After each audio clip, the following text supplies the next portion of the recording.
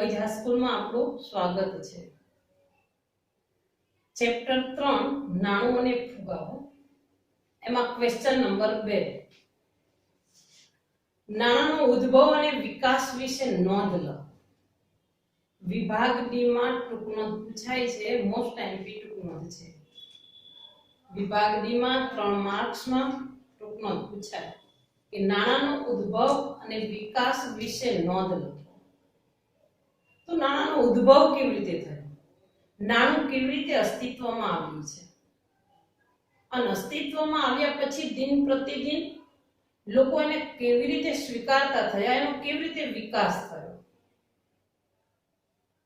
તો આપણે એના વિશે આ ટૂંકનોંધમાં ચર્ચા કરવાની છે। પહેલા પ્રશ્નમાં આપણે જોયું કે પહેલાના સમયમાં વસ્તુ વિનિમય પ્રથા હતી। વસ્તુ કે સેવા આપીને અન્ય વસ્તુ કે સેવા મેળવવામાં આવતી, એટલે એને વસ્તુ વિનિમય પ્રથા કહેવાય। તો વસ્તુ વિનિમય પ્રથામાં વસ્તુમાં પશુનો પણ સ્વીકાર કરવામાં આવતો। પશુમાં ગાય, ભેંસ, બળદ આવા પશુઓને વસ્તુ વિનિમય પ્રથામાં સ્થાન આપવામાં આવ્યું હતું અને એમાં ગાયને પશુધન તરીકે સ્વીકારવામાં આવતું। તો સૌથી પહેલા કઈ પદ્ધતિ હતી, કેવી પ્રથા હતી, એમાંથી કેવો ફેરફાર થયો, બીજા નંબરે શું આવ્યું, ત્રીજા નંબરે શું આવ્યું, કેવી રીતે નાણાં આપણે ત્યાં અસ્તિત્વમાં આવ્યા છે, એ આપણે અહીંયા જોવાનું છે। તો જ્યારે વસ્તુ વિનિમય પ્રથા આપણે ત્યાં અસ્તિત્વમાં હતી ત્યારે મૂલ્યના સંગ્રહ તથા વિનિમયને, મૂલ્ય એટલે કે વસ્તુનો સંગ્રહ કરવો હોય, વિનિમય એટલે આપલે કરવો હોય, તો એમાં સર્વમાન્ય માધ્યમ તરીકે પશુનો ઉપયોગ કરવામાં આવતો હતો। કોઈ વ્યક્તિ પાસે વધારે પડતું અનાજ ઉત્પન્ન થઈ ગયું છે તો સ્વ વપરાશ પૂરતું રાખે વધારાનું ઉત્પાદન આપીને પશુને મેળવવામાં આવતું અને પશુને મેળવ્યા પછી વળી પાછું ભવિષ્યમાં એમ થાય કે કોઈ વસ્તુ જોઈએ છે તો પશુનું વેચાણ કરવામાં આવે અને વેચાણ કરીને એના બદલામાં વસ્તુને પ્રાપ્ત કરવામાં આવતી હતી। ખેતી પ્રધાન અર્થવ્યવસ્થા એ તો આપણે જાણીએ છીએ। અત્યારે હાલ જો કે પણ આપણે બોલીએ છીએ કે ભારત એક ખેતી પ્રધાન દેશ છે, પણ ખેતી પ્રધાન ભારતમાં અત્યારે હાલના સમયમાં આપણે ઉદ્યોગોને મહત્વ આપીએ છીએ, પણ બહુ સમય પહેલા આપણે જોઈએ તો ભારતની આખી અર્થવ્યવસ્થા એ ખેતી પ્રધાન હતી। 72% લોકો ખેતી સાથે સંકળાયેલા હતા, એટલે શબ્દ વાપરી શકીએ ખેતી પ્રધાન અર્થવ્યવસ્થા। તો ખેતી પ્રધાન અર્થવ્યવસ્થામાં અનાજ અને પશુ આ બંનેનો ઉપયોગ કરવામાં આવતો। જોઈતું અનાજ રાખવામાં આવે, વધારાનું અનાજ આપીને બદલામાં જોઈતી વસ્તુ ઘી છે, કપડા છે, ચપ્પલ છે, બેલ્ટ છે, બારી બારણા છે, આ બધી વસ્તુ મેળવવામાં આવતી। એવી રીતે વધારે અનાજ હોય તો અનાજ બધું વેચીને એક સાથે પશુને પણ મેળવવામાં આવે। પશુ આપીને પહેલા પશુને પ્રાપ્ત કરે, વળી પાછા ભવિષ્યમાં વધારે પડતી જરૂરિયાત છે તો પશુનું પણ વેચાણ કરવામાં આવતું। તો આપણને આમાં કોઈ મુશ્કેલી જોવા મળી। અનાજ અને પશુનો ઉપયોગ કરવામાં આવતો ત્યારે ક્યારેક બે પક્ષની જરૂરિયાતોનો મેળ ન બેસે, અવિભાજ્ય વસ્તુ હોય તો એનું વિભાજન ન થઈ શકે। ગાય, ભેંસ, બળદ છે તો આવી વસ્તુ ભૌતિક રીતે સંગ્રહ કરવો બહુ મુશ્કેલ ભર્યો હતો કે આપણે એક ગાય કે એકાદ બે ભેંસ રાખી શકીએ, એનાથી વધારે આપણી પાસે કોઈ સગવડ ન હોય રાખવા માટે, બાંધવા માટે। આવી રીતે એની મુશ્કેલી જોવા મળી। એની હેરફેર કરવી હોય, આપણે ખરીદી કરીએ છીએ બહાર ગામથી તો આપણા ઘરે પશુને લાવવું, આપણે પશુને વેચીએ છીએ દૂરના વિસ્તારમાં તો ત્યાં સુધી પહોંચાડવું, હેરફેરની મુશ્કેલી જોવા મળી। એને આપણા ઘરે સહી સલામત રાખવા માટે ભૌતિક રીતે પણ અગવડતા ઊભી થઈ।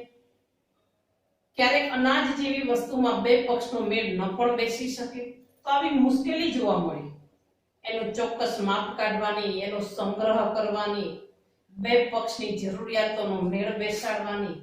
તો જ્યારે આવી બધી સમસ્યાઓ જોવા મળી ત્યારે વસ્તુ વિનિમય પ્રથાના સ્થાને ત્યારબાદ કિંમતી પથ્થરોનો વિકાસ થયો, એટલે કિંમતી પથ્થરો અસ્તિત્વમાં આવ્યા।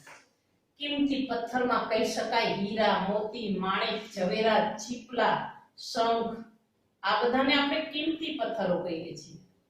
તો કિંમતી પથ્થરો દ્વારા વ્યવહાર ચલાવવામાં આવે તો એમાં તો એનાથી પણ વધારે મુશ્કેલી જોવા મળી. દરેક લોકો પાસે કિંમતી પથ્થરો હોઈ શકે નહીં કે એનું વેચાણ કરીને એના બદલામાં વસ્તુ પ્રાપ્ત કરી શકે. હીરા, મોતી, માણેકની કિંમત આપણે જાણીએ છીએ કે એની કિંમત બહુ ઊંચી હોય છે. તો આપણે વસ્તુ જોઈતી હોય, એક જોડી ચપ્પલ જોઈતા હોય, 5 મીટર કાપડ જોઈતું હોય તો એના બદલામાં હીરા, મોતી, માણેક એ અનુકૂળ આવી શકે નહીં. તો અનાજ અને પશુ એમાં મર્યાદા જોવા મળી તો કિંમતી પથ્થરો આવ્યા. કિંમતી પથ્થરોમાં પણ આપણને મુશ્કેલી જોવા મળી. દરેક લોકો પાસે આવા મોંઘા કિંમતી પથ્થરો હોઈ ન શકે. હોય તો વસ્તુનું મૂલ્ય નીચું હોય, કિંમતી પથ્થરોનું મૂલ્ય ઊંચું હોય તો ત્યાં પણ અદલ બદલ કરવામાં, વસ્તુ લેવામાં, મૂલ્ય ચૂકવવામાં મુશ્કેલી જોવા મળી. તો જ્યારે એવી મુશ્કેલી જોવા મળી ત્યારે મુશ્કેલીના ભાગરૂપે ત્યારબાદ સિક્કાઓ અસ્તિત્વમાં આવ્યા. આપણે બધા જાણીએ છીએ પહેલાના સમયમાં રાજાશાહી અર્થવ્યવસ્થા હતી. દરેક રાજાને પોતાના રજવાડા હોય, પોતાના નગર હોય, પોતાની ચોક્કસ રાજધાની નક્કી કરેલી હોય.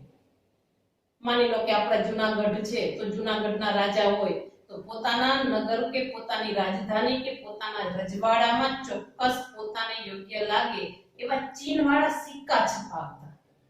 હવે એના પોતાના યોગ્ય ચિહ્નવાળા સિક્કા હોય તો એનો ઉપયોગ ક્યાં સુધી કરી શકાય? પોતાના રજવાડામાં જ કરી શકાય. જૂનાગઢના રાજાએ પોતાના કોઈ યોગ્ય ચિહ્નવાળા સિક્કા છપાયા છે તો પાટણના રાજાને અનુકૂળ ન પણ આવી શકે અને એના ચોક્કસ ચિહ્નવાળા સિક્કા લેવા પણ તૈયાર હોય નહીં. તો જ્યારે સિક્કાઓ અસ્તિત્વમાં આવ્યા, દરેક રાજા પોતાના રજવાડામાં ચોક્કસ ચિહ્નવાળા સિક્કા છપાવવા લાગ્યા તો એનો વ્યવહાર સીમિત બની ગયો. માત્ર પોતાના રજવાડામાં જ એનો ઉપયોગ થઈ શકે, બહારના રજવાડામાં એનો ઉપયોગ થઈ શકે નહીં. તો એમાં પણ આપણને મુશ્કેલી જોવા મળી. તો એ મુશ્કેલીના ભાગરૂપે આપણે કહી શકીએ છીએ કે ધીમે ધીમે આપણા અર્થતંત્રમાં લોકશાહીનો ઉદ્ભવ થયો. માનવનો આર્થિક સામાજિક વિકાસ થવા લાગ્યો. લોકશાહી અર્થવ્યવસ્થા અસ્તિત્વમાં આવી. ઔદ્યોગિકરણ અસ્તિત્વમાં આવ્યું. ઔદ્યોગિકરણ એટલે ધીમે ધીમે ખેતીના સ્થાને ઉદ્યોગોનો વિકાસ થવાની શરૂઆત થવા લાગી. તો ઔદ્યોગિકરણ અને લોકશાહી આવતા ભારતમાં વસ્તુ વિનિમય પ્રથાનો અંત આવ્યો અને આધુનિક નાણાંની શરૂઆત થયેલી જોવા મળે છે. તો લોકશાહીનો ઉદ્ભવ થયો. લોકશાહી અને ઔદ્યોગિકરણ આ બંનેનો સમન્વય થતા આધુનિક નાણું અસ્તિત્વમાં આવ્યું. ત્યારે આપણી કેન્દ્રીય સત્તાના પીઠ પરથી એને બહાર પાડવામાં આવ્યું. કેન્દ્રીય સત્તા એટલે આપણા કેન્દ્ર સરકારની મંજૂરીથી એ નાણાંને માર્કેટમાં બહાર પાડવામાં આવ્યું, અર્થવ્યવસ્થામાં અમલમાં મૂકવામાં આવ્યું અને એને નાણાં તરીકે સર્વ સ્વીકૃતિ પ્રાપ્ત થઈ. તો જ્યારે નાણાં તરીકે સર્વ સ્વીકૃતિ પ્રાપ્ત થઈ ત્યારથી જ આપણા દેશમાં અથવા તો આપણી અર્થવ્યવસ્થામાં નાણાંનો આપણને ઉદ્ભવ થયેલો જોવા મળે છે. તો આપણી આ ટૂંકનોંધમાં આપણે સૌથી પહેલા યાદ રાખવાનું કે આપણા દેશમાં નાણાંનો ઉદ્ભવ કેવી રીતે થયો છે. તો સૌથી પહેલા ખેતી પ્રધાન અર્થવ્યવસ્થામાં વસ્તુની સામે વસ્તુ કે સેવા માટે અનાજ અને પશુનો ઉપયોગ કરવામાં આવતો. એમાં મુશ્કેલી જણાતા કિંમતી પથ્થરો અસ્તિત્વમાં આવ્યા. એમાંય મુશ્કેલી જોવા મળી. દરેક લોકો પાસે કિંમતી પથ્થરો હોય નહીં અને કિંમતી પથ્થરો મૂલ્યવાન હોય છે તો એમાં મર્યાદા જોવા મળી. સિક્કાઓ અસ્તિત્વમાં આવ્યા. દરેક રાજાના રજવાડામાં પોતાના યોગ્ય ચિહ્નવાળા સિક્કા એ બીજા રાજા લેવા માટે તૈયાર થાય નહીં અને બીજા રજવાડામાં સ્વીકારવા પણ યોગ્ય કહી શકાય નહીં. તો એનો પણ અંત આવ્યો. ધીમે ધીમે આપણા દેશમાં લોકશાહીનો ઉદ્ભવ થયો. બીજી બાજુ ઉદ્યોગોનો વિકાસ થવાની શરૂઆત થઈ. તો એવા સમયમાં નાણાંનો ઉદ્ભવ થયેલો જોવા મળે છે. તો જ્યારે નાણાંનો ઉદ્ભવ થયો ત્યારે કેન્દ્રીય સત્તા એટલે આપણી કેન્દ્ર સરકારના પીઠ પરથી એ સ્વીકારે તો જ લોકો એને સ્વીકારવા તૈયાર થાય, બાકી થઈ શકે નહીં. તો કેન્દ્રીય સત્તાના પીઠ પરથી એનું બેકગ્રાઉન્ડ પ્રાપ્ત થયું, એને સર્વસંમતિ આપી અને સર્વસંમતિ આપી ત્યારથી જ આપણે ત્યાં નાણાંનો ઉદ્ભવ થયો છે. તો આ ટૂંકમાં દરેક બાળકોએ પોતાની ફેરબુકમાં હોમવર્ક તરીકે લખવાની છે.